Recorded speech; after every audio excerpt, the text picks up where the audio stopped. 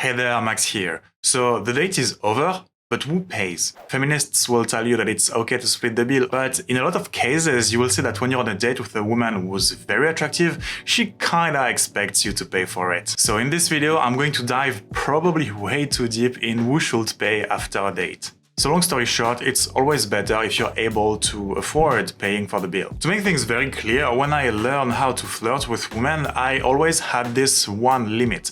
I would never pay for a woman to like me. I just didn't want to pay to get affection in return. I didn't want to pay for women to like me. But as I learned more about the psychology of women and the psychology of dating, I figured out that there is more to it. And that's when things get complicated, because it's not just about paying for a woman to like you, but when you pay for the bill, it's going to communicate a lot of things to the woman in front of you. So let's go back a little bit.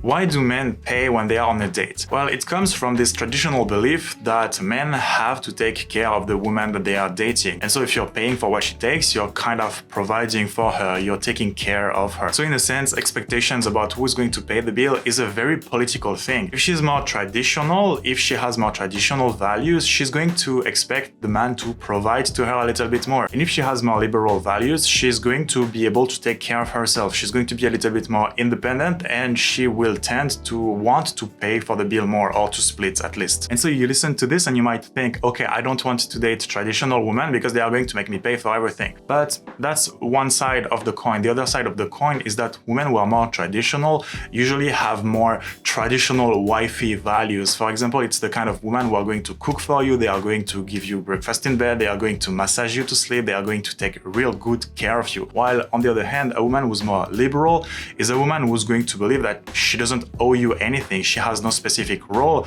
or at least the role that she sees for herself in a relationship is very different than the traditional stay-at-home wife who takes care of her husband. So on one hand, you have the political, the expectations that she will have based on who she thinks is supposed to pay the bill. But also culture plays a huge role.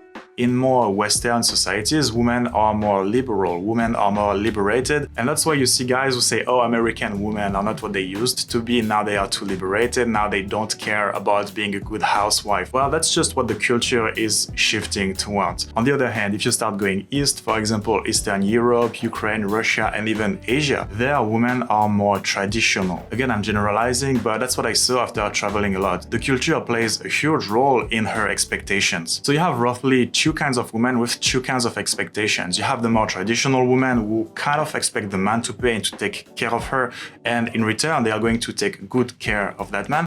And on the other hand, the more liberated, liberal women who don't really expect anything, and as a result don't really expect for them to do anything much for the guy. So that's one thing, and that's going to be true for most of the women you meet. But there is another very important element that comes into play, that if you're an average guy, you don't necessarily notice, or you don't really get to see. If she's hot, she's only dating successful guys, and by definition, a successful guy is a guy who's going to be able to afford paying for what she takes. It's just that some women are very, very attractive, that it's their standard. It's the kind of woman with thousands of followers on Instagram. It's the kind of woman who flies to Dubai to sleep with some rich prince. It's the kind of girl who's just used to live in luxury. So again, it's not your average girl, but if you're interested in going for those girls, I really encourage you to start making money. So in the end, who should pay? Well, first, don't make it an expensive date if you're not sure about her. That will save you a lot of headaches. Then it's a bit of a guessing game. Do you believe that she expects to be taken care of, or do you believe that she's more liberal? If you believe that it's the kind of woman who expects a guy to take care of her so that in return she can take care of him, well, go ahead and pay for the bill. Not taking care of the bill when she expects it is not a deal breaker in most cases. If she likes you, it's okay. And to be honest, it's very fair if you're not sure about her to not want to pay for what she takes.